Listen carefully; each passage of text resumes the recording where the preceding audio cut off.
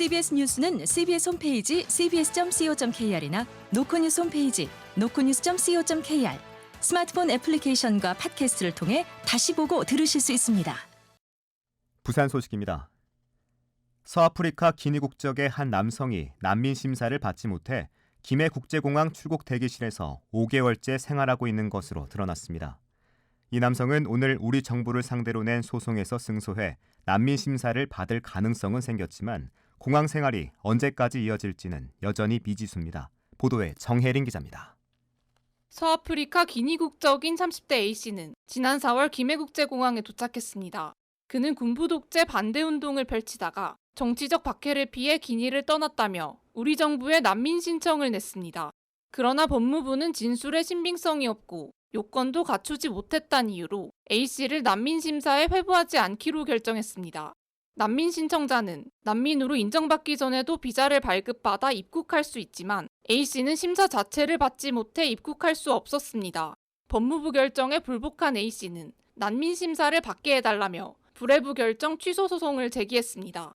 이 소송의 결론이 나지 않아 A씨는 공항 출국 대기실에서 5달째 살고 있습니다.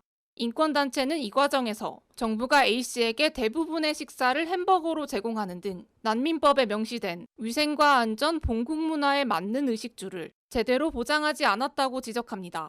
이주민 인권을 위한 부울경 공동대책위원회 관계자입니다. 음식은 가장 힘들었던 부분이고 출국 대기실이 거주할 수 있는 숙소가 아니거든요. 자는 문제, 씻는 문제, 일상생활 이런 것들이 다 견디기 좀 어려운.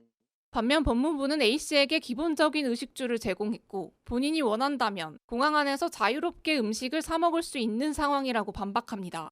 법무부 김해공항 출입국 외국인 사무소 관계자입니다. 본인이 신체적으로 구속되는 상황은 아니기 때문에 얼마든지 본인 자비로 원하시면 드실 수 있고. A씨는 오늘 법무부를 상대로 낸 소송 1심에서 승소해 난민 심사를 받을 가능성이 커졌습니다.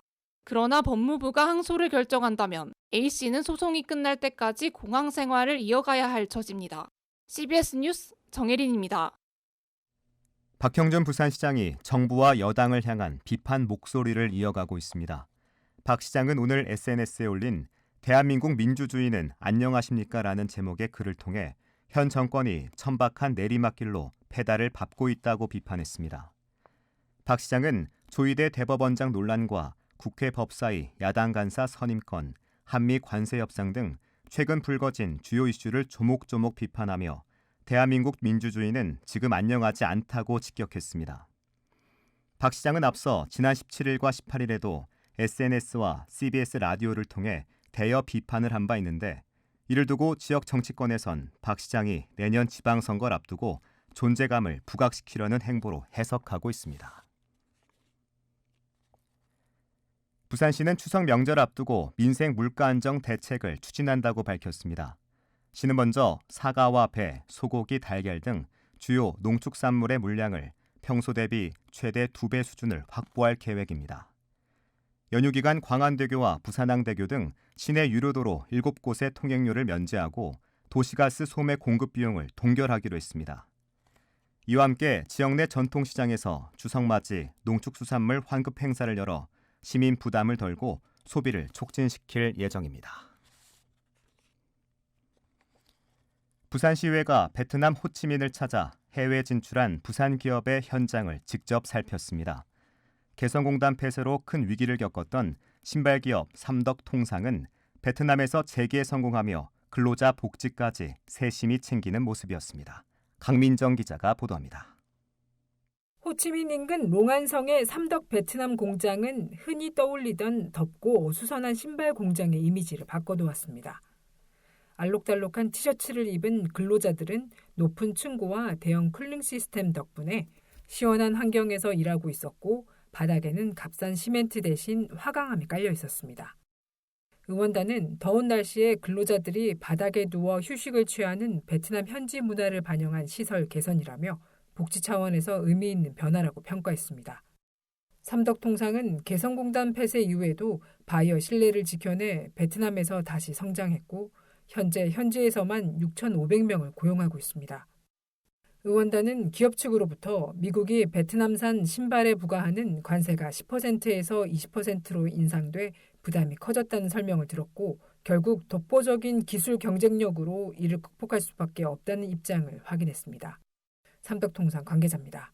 저희가 레슬링 하는 미국 간다고 했지 않습니까? 근데 딱 특수 분야는 그 소품종 대량 생산으로 해서 가격 경쟁력을 가지고 소비자들한테 어필을 하는 것이 아니라 반드시 필요한 시장이 있고 필요한 시장에서는 요구되는 필요한 기술의 제품들이 있는데 아무리 비싸도 살 수밖에 없는 그런 환경. 그래서 앞서 방문한 코트라 호치민 무역관에서는 관세와 인건비 부담 속에서 부산 기업들이 겪는 어려움을 청취했고 부산시가 파견한 대표 무역사무소는 언어 장벽과 민원 처리 등 현지 기업들의 고충을 수시로 접수해 지원하고 있었습니다. 응원단은 부산 기업 100여 곳이 진출해 있는 호치민에서 기업 연합회가 경제 동향과 시정 정보를 공유하며 네트워크를 통한 상호 지원에 나서고 있다는 점도 확인했습니다. 베트남 현장에서 드러난 애로사항과 과제들은 향후 부산 기업 지원 정책의 중요한 방향으로 이어질 전망입니다. CBS 뉴스 강미정입니다. 부산시는 한미 관세 협상 타결 지연에 따른 지역 기업의 어려움을 돕기 위해 긴급 정책 자금을 확대 지원한다고 밝혔습니다. 시는 중소기업 운전자금 500억 원과 소상공인 특별자금 500억 원을 추가 공급하고 2차 보존율을 기존 1에서 1.5%에서 2%까지 확대해 지역 중소기업과 소상공인의 고금리 부담을 줄일 계획입니다.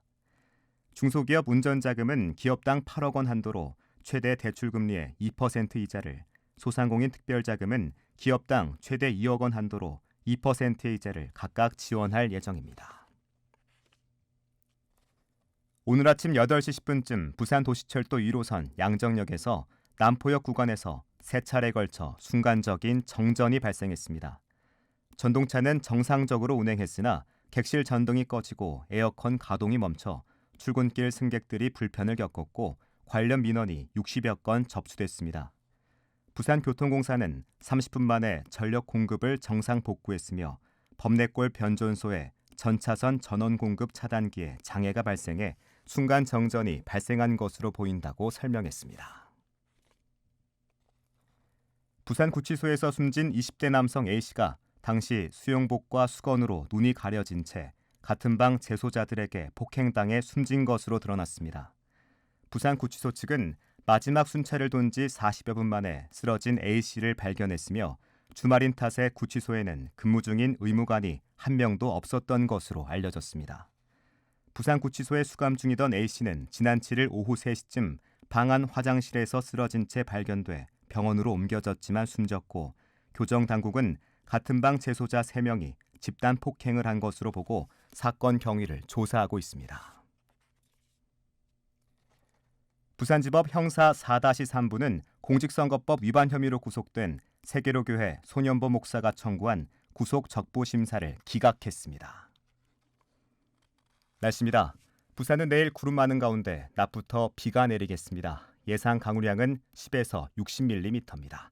부산의 지금 기온은 26.5도, 습도는 88%입니다. 부산 CBS 저녁 종합 뉴스를 마칩니다. 지금까지 진행해 엔지니어 차유진, 기자 박중석, 아나운서 국제일이었습니다.